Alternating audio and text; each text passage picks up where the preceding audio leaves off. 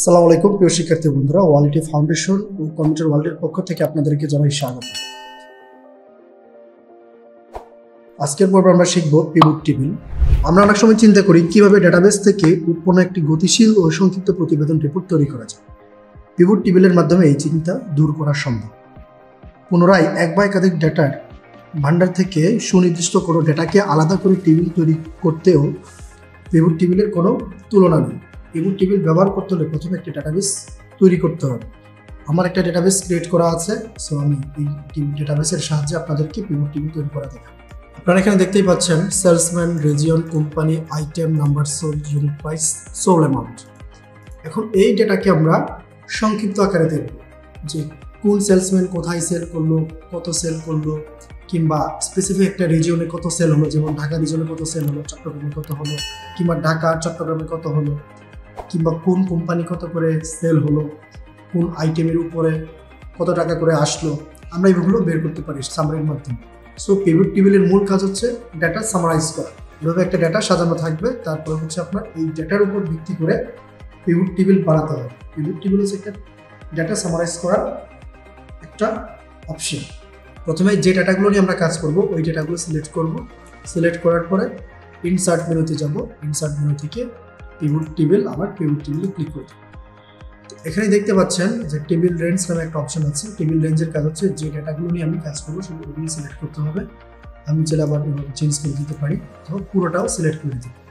তো নেওয়ার পরে ঠিক নিচে একটু দেখেন, choose where you want the pivot table report to be placed. এই টেবিলটাকে আমরা কোথায় চাচ্ছি? এখন নিউ ওয়ার্কশিটে যাচ্ছি নাকি এক্সিস্টিং ওয়ার্কশিট? নিউ ওয়ার্কশিট মানে হচ্ছে এখানে টোটাল 3টা শিট দেখতে পাচ্ছেন, শিট 1, শিট 2, শিট 3। কিন্তু আমরা এই শিটগুলোতে করব না। নিউ ওয়ার্কশিট মানে হচ্ছে এই শিটের বাইরে নতুন একটা শিট ক্রিয়েট করে টেবিলটা আসবে। আর যদি এক্সিস্টিং ওয়ার্কশিট হয়ে থাকে তাহলে এই শিটগুলোর মধ্যে থেকে যে কোনো একটা জায়গায় এভাবে সিলেক্ট করে দেখে দিয়ে ওকে দিতে হবে। কিন্তু আমি চাচ্ছি টেবিলটা নতুন শিটে আসুক, এর জন্য নিউ ওয়ার্কশিটে ক্লিক করলাম, ওকে দিয়ে দিলাম। এই যে আমাদের টেবিলটা কিন্তু চলে আসছে। আর স্ক্রিনের ডান পাশে দেখতে পাচ্ছেন পিভট টেবিল ফিল্ড লিস্ট। যখন আমি বাইরে ক্লিক করে দিলাম তখন কিন্তু আমার ফিল্ড লিস্টটা কিন্তু হাইড হয়ে যাচ্ছে। এখন এই ফিল্ড লিস্টটা যদি আবার শো করাতে চাইলে পিভট টেবিলের উপরে ক্লিক করতে হবে। তারপরে দেখেন এখানে 1, 2, 3, 4, 5, 6, 7 প্রায় 7টার মতো আপনার কি আছে, ফিল্ড আছে। এই ফিল্ডগুলো ধরে ধরে আমাদের ডেটাগুলো সামারি করতে হবে।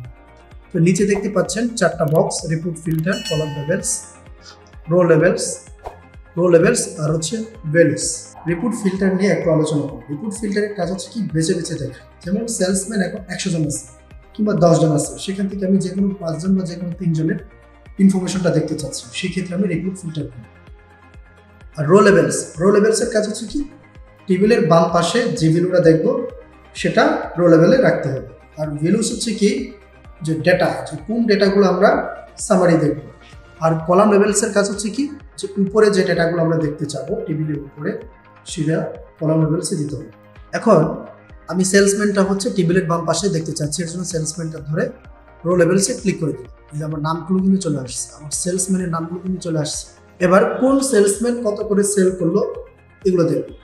এর জন্য সোল অ্যামাউন্টটাকে ধরে ভ্যালুসে ড্র্যাগ করে দিলাম।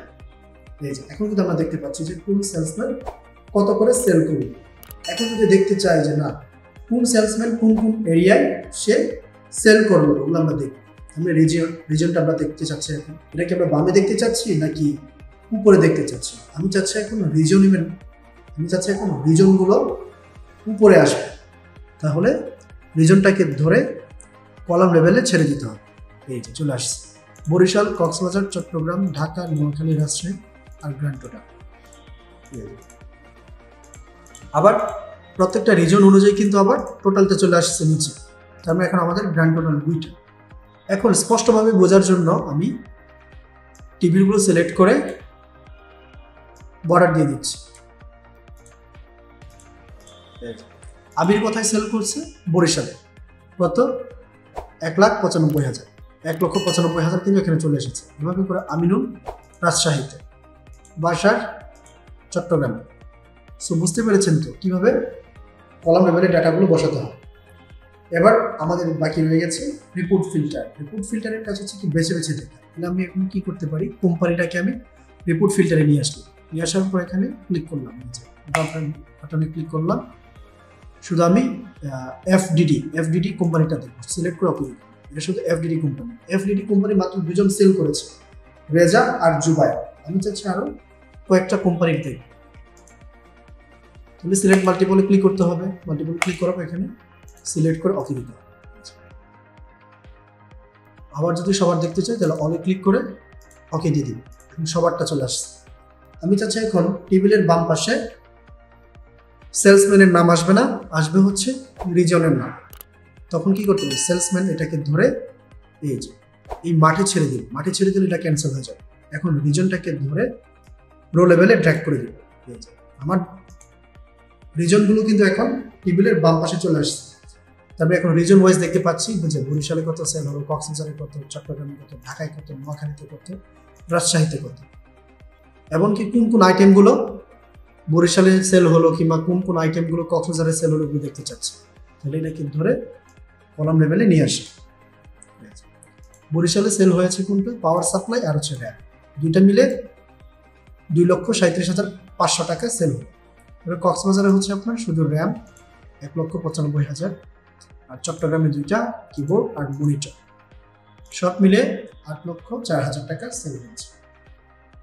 এটাকে বলা হয় রিপোর্ট সামারি। আর এটাকে বলা হয় পিভট টেবিলকে ডাইনামিক টেবিল বলা হয়। পিভট টেবিলকে ডাইনামিক টেবিল বলার মূল কারণ হচ্ছে কি, আমরা ডেটাগুলো যখন যেভাবে চাচ্ছি কাস্টমাইজ করে কিন্তু টেবিলটা সাজিয়ে নিতে পারতেছি, এর জন্য পিভট টেবিলকে ডাইনামিক টেবিল বলা হয়। আমরা যদি এখন কোনো ফাংশন বা ফর্মুলা ইউজ করে যদি কাজটা করতে চাই তাহলে কিন্তু আমাদের অনেক সময় লাগবে। অনেক সময় যখন লাগবে তখন কিন্তু আমাদের বসের কাছে রিপোর্ট জমা দিতে গেলে আমাদের জারি খেতে হবে। কারণ হচ্ছে কি, আমাদের অনেক সময় লেগে যাবে তখন ফাংশন ফর্মুলা ইউজ করি। আর পিভট টেবিলের মাধ্যমে করলে কি হবে, যে কম সময়ের মধ্যে কাজটাকে সুন্দরভাবে আমরা গুছিয়ে নিতে পারি।